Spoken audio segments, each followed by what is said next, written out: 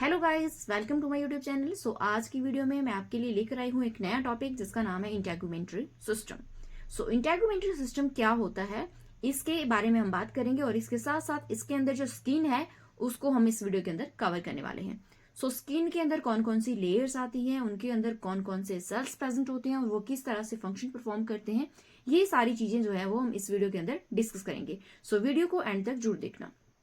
सो चलिए वीडियो को स्टार्ट करते हैं। इंटेगुमेंट्री सिस्टम क्या होता है, ये सेट है ऑर्गन्स का जो एनिमल बॉडी की आउटर मोस्ट लेयर को फॉर्म करता है, जैसे कि स्किन और इसके कुछ अपेंडेजेस। मतलब मैक्सिमम जो सरफेस एरिया है हमारी बॉडी का वो स्किन से कवर होता है।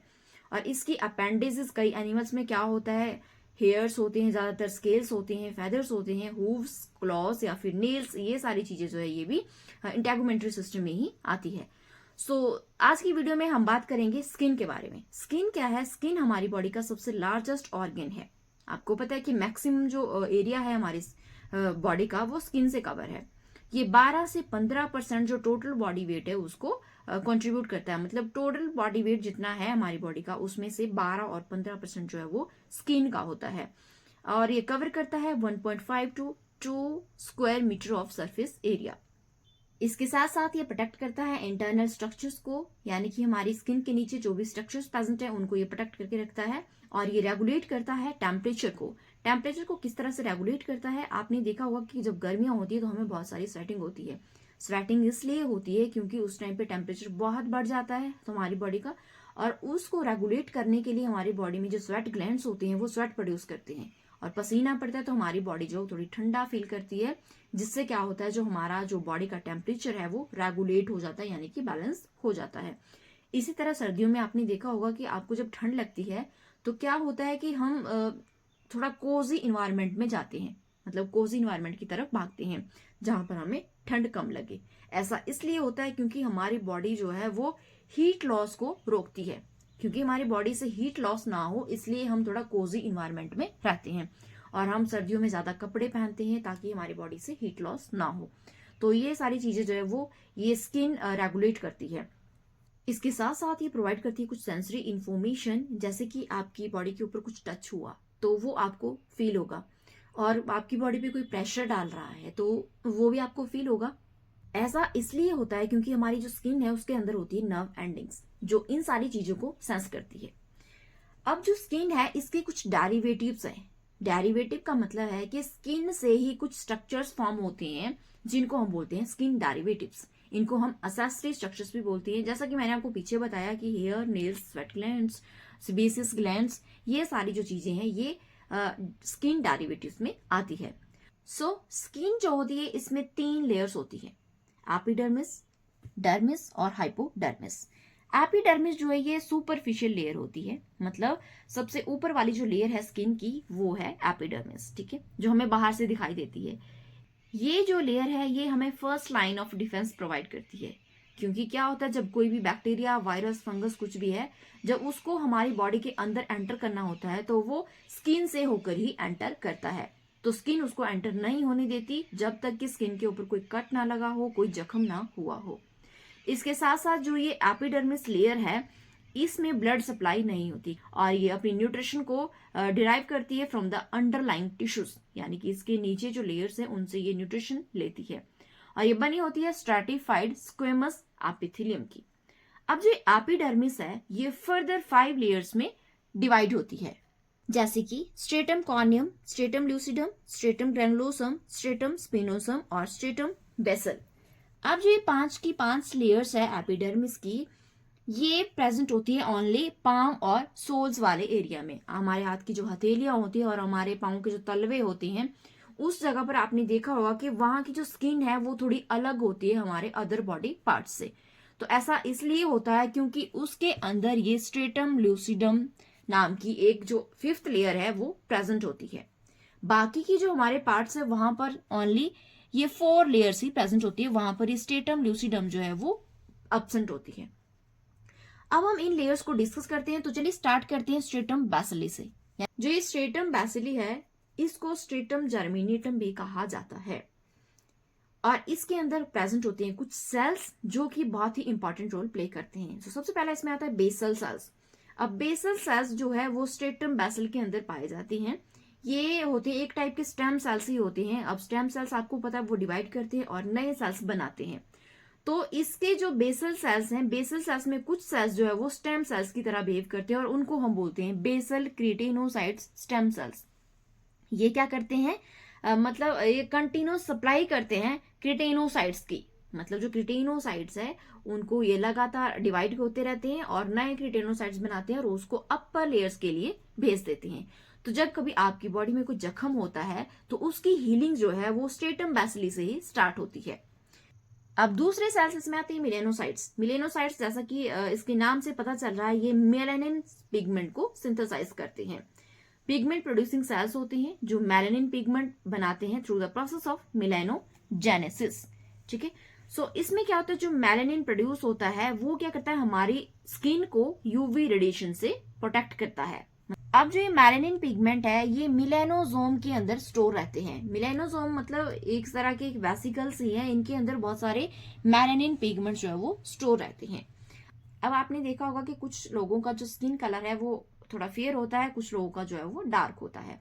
ऐसा इसलिए होता है क्योंकि जो ये मिलेनोसाइट्स हैं वो किसी इंडिविजुअल में ज्यादा होते हैं और किसी में कम होते हैं। तो जिनके अंदर ये ज्यादा पाए जाते हैं उनका जो स्किन कलर है वो डार्क होता है, और जिनके अंदर इनका जो अमाउंट है वो कम होता है उनका जो स्किन कलर है वो लाइट होता है। अब नेक्स्ट इसमें सेल्स आते हैं मर्कल सेल्स। मर्कल सेल्स क्या होते हैं, ये टच रिसेप्टर्स होते हैं, यानी कि हमारी स्किन के ऊपर जो टच को फील करते हैं वो होते हैं मर्कल सेल्स। ये टेक्टाइल एपिथेलियल सेल्स होते हैं और सेंसरी नर्व एंडिंग्स होती है इसके अंदर, जिसकी वजह से ये सेंस करते हैं और ये मैकेनो रिसेप्टर्स की तरह काम करते हैं। मतलब इसका मतलब एक ही है कि ये हमारी बॉडी के ऊपर जो भी टच होता है उसको ये फील करते हैं, और ये ज्यादा अमाउंट में प्रेजेंट होते हैं हाईली सेंसिटिव एरियाज में। जैसे कि आपने देखा होगा फिंगर टिप्स पे आपको कोई भी चीज है वो ज्यादा फील होती है as compare to other parts. तो जब आप किसी गरम चीज को पकड़ते हो तो फिंगर टिप्स पे आपको ज्यादा गर्म लगती है, और जब आप ठंडी चीज को पकड़ते हो तो वो भी आपको फिंगर टिप्स वाले एरिया में ज्यादा फील होती है, क्योंकि वहां पर ज्यादा अमाउंट में प्रेजेंट होते हैं ये मर्कल सेल्स। नेक्स्ट टाइप आता है इसमें सेल्स का लैंगरहंस सेल्स। ठीक है, ये मैक्रोफेजेस की तरह काम करते हैं। मैक्रोफेजेस आपको पता है ये हमारे इम्यून सेल्स होते हैं। ये भी मैक्रोफेजेस की तरह ही अपना जो फंक्शन है वो परफॉर्म करते हैं, क्योंकि ये बैक्टीरिया को एंगल्फ कर जाते हैं और जो डैमेज्ड सेल्स होते हैं हमारी स्किन लेयर के अंदर उनको भी ये एंगल्फ कर जाते हैं, इसलिए ये मैक्रोफेजेस की तरह बिहेव करते हैं। ये सारी जो एपिडर्मिस के लेयर्स हैं उनके अंदर प्रेजेंट होते हैं, लेकिन ज्यादातर जो ये स्ट्रेटम स्पिनोसम में पाए जाते हैं। मतलब ज्यादा अमाउंट में ये स्ट्रेटम स्पिनोसम में आपको देखने को मिलेंगे। इसके अलावा ये पैपिलरी डर्मिस में भी प्रेजेंट होते हैं, म्यूकोसा ऑफ माउथ में भी प्रेजेंट होते हैं, फोरस्किन या फिर वेजाइनल एपिथेलियम वाले एरिया में भी प्रेजेंट होते हैं। अब एपिडर्मिस की जो नेक्स्ट लेयर आती है वो है स्ट्रेटम स्पिनोसम, यानी कि सबसे नीचे आती है स्ट्रेटम बेसिले और उसके ऊपर आती है स्ट्रेटम स्पिनोसम।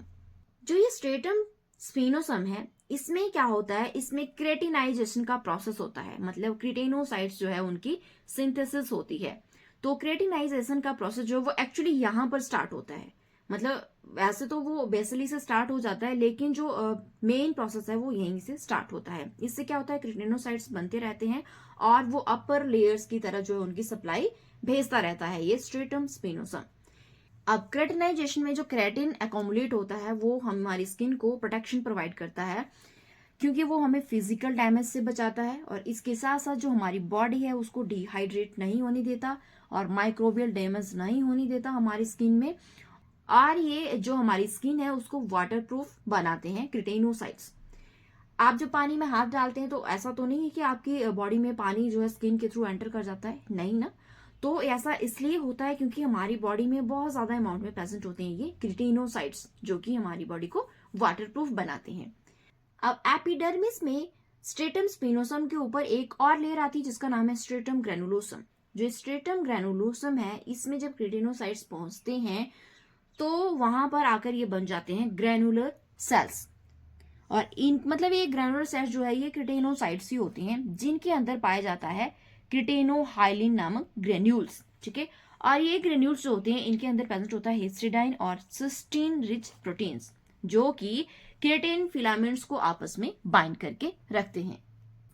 इसके ऊपर एक और लेयर आती है जिसका नाम है स्ट्रेटम लूसिडम। जैसा कि मैंने आपको बताया कि ये वो लेयर है जो ओनली हमारे हथेलियों में या फिर हमारे जो पैर के तलवे हैं उस एरिया में पाई जाती है।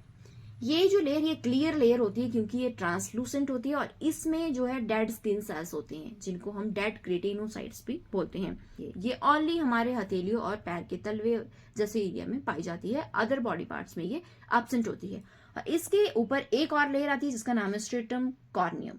जो ये स्ट्रेटम कॉर्नियम लेयर है ये सबसे आउटरमोस्ट लेयर है एपिडर्मिस की, मतलब जो हमारे बाहर से विजिबल है ये है स्ट्रेटम कॉर्नियम।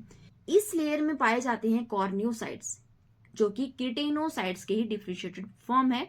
और इस जगह पर जो कॉर्नियोसाइट्स है उनका जो अमाउंट है वो बहुत ज्यादा होता है क्योंकि इस जगह से जो कीटेनोसाइट्स है ये लगातार रिप्लेस होते रहते हैं थ्रू द प्रोसेस ऑफ डिस्क्वेमेशन। ठीक है, मतलब डिस्क्वेमेशन का मतलब है कि यहाँ से जो स्किन है वो पील ऑफ होती रहती है और मतलब जो डेड सेल्स है वो शेड होते रहते हैं। और ये जो लेयर है ये हमारे अंडरलाइंग टिश्यूज को प्रोटेक्ट करके रखती है मैकेनिकल स्ट्रेस से, केमिकल से, और डिहाइड्रेशन नहीं होने देती और इन्फेक्शन से बचा के रखती है। सो ये थी एपिडर्मिस की 5 लेयर्स। अब हम बात करते हैं डर्मिस की। डर्मिस हमारी स्किन की वो लेयर है जो एपिडर्मिस के नीचे प्रेजेंट होती है और इसके अंदर पाए जाते हैं कुछ कनेक्टिव टिश्यूज जो कि एपिडर्मिस को सपोर्ट प्रोवाइड करते हैं। और यही वो लेयर है जहां पर हमारे फिंगरप्रिंट्स बनते हैं। आपको पता है कि हमारे जो फिंगरप्रिंट्स होते हैं वो यूनिक होते हैं, मतलब वो किसी के साथ भी मैच नहीं करते और वो फॉर्म होती है डर्मिस लेयर में। अब इसके अंदर पाई जाती है blood vessels, lymph vessels, sensory nerve endings, sweat glands या फिर अदर डक्ट्स, और इसके साथ साथ जो हेयर है वो भी यहीं से बनना स्टार्ट होते हैं और इसके अंदर पाए जाते हैं सीबेशियस ग्लैंड्स। अब जो डर्मिस है इसमें भी फर्दर 2 लेयर्स होती है, पैपिलरी डर्मिस और रेटिकुलर लेयर। ठीक है, पैपिलरी डर्मिस मतलब जो डर्मिस की ऊपर वाली लेयर है उसको बोलते हैं पैपिलरी डर्मिस। इसमें कुछ प्रोजेक्शंस फॉर्म होती है जो एपिडर्मिस के साथ डर्मिस को बाइंड करती है। जैसा कि आप इस डायग्राम में देख रहे हैं कि फिंगर की तरह एक प्रोजेक्शंस जो है कुछ वो डर्मिस से अराइज हो रही हैं और वो किसके साथ बाइंड हो रही है, एपिडर्मिस के साथ, और इन प्रोजेक्शंस को हम बोलते हैं डर्मल पैपिले। और इसी तरह की कुछ स्ट्रक्चर जो है वो एपिडर्मिस के नीचे वाली लेयर में भी प्रेजेंट होते हैं जिसको हम स्ट्रेटम बेसल के नाम से जानते हैं, जिसको हम बोलते हैं एपिडर्मल रिजिस। जो ये एपिडर्मल रिजिस है ये डर्मल पैपिली के साथ बाइंड होते हैं और दोनों लेयर्स को आपस में कनेक्ट करते हैं। अब डर्मिस की जो दूसरी लेयर है वो है रेटिकुलर लेयर। जो ये रेटिकुलर लेयर है ये पैपिलरी डर्मिस के नीचे प्रेजेंट होती है। इसमें डेंस कोलेजन और इलास्टिन फाइबर्स प्रेजेंट होते हैं, मतलब ज्यादा अमाउंट में प्रेजेंट होते हैं, और इसी में पाए जाते हैं hair follicles, blood vessels, sweat glands, basis glands, chromatophores and site for nerve endings. इसके साथ साथ यहाँ पर कुछ इंपॉर्टेंट जो रिसेप्टर्स प्रेजेंट होते हैं जिनको बोलते हैं हम प्रेशर रिसेप्टर्स, जो प्रेशर को फील करते हैं, जिसका नाम है पैसेरियन कॉर्पसल्स। ठीक है, और जो रेटिकुलर लेयर है ये इंटेगुमेंट को जो है वो स्ट्रेचिंग और इलास्टिसिटी भी प्रोवाइड करती है, क्योंकि आप जब अपने हाथ पैर कुछ भी बॉडी का पार्ट जो मूव करते हैं तो हमारी स्किन जो है वो अकड़ती थोड़ी ना, वो फटाफट मूव हो जाती है। ऐसा इसलिए होता है क्योंकि जो रेटिकुलर लेयर है हमारी स्किन को ये इलास्टिक बनाती है। इसके साथ साथ ही हमारी स्किन को रिंकल नहीं होने देती और ना ही उसमें सैगिंग होने देती है। अब स्किन की जो थर्ड लेयर आती है वो आती है हाइपोडर्मिस, यानी कि जो सबसे नीचे वाली लेयर है वो है हाइपोडर्मिस। ये सब क्यूटेनियस लेयर है, सब क्यूटेनियस मतलब स्किन के सबसे नीचे वाली लेयर। ठीक है, और ये डीपेस्ट लेयर होती है, इसमें लूज कनेक्टिव टिश्यूज प्रेजेंट होते हैं और इसमें पाए जाते हैं एडिपोज टिश्यू, मतलब जिसको हम एडिपोसाइट्स भी बोलते हैं। ये क्या करते हैं, ये फैट सेल्स को जो है वो स्टोर करके रखते हैं ताकि जब हमें जरूरत हो तो हमें एनर्जी मिल सके।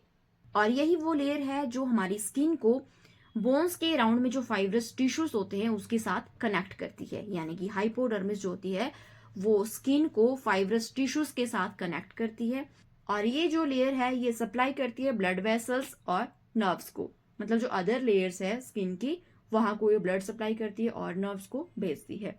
और ये एक्ट करती है एज अ इंसुलेटर। इंसुलेटर मतलब कि हमारी बॉडी से ये हीट लॉस नहीं होने देती और ये शॉक एब्जॉर्प्शन का काम भी करती है जब हमारी बॉडी के ऊपर कोई चोट लगती है, और ये एनर्जी को स्टोर करके भी रखती है क्योंकि इसके पास होते हैं एडिपोज टिश्यू।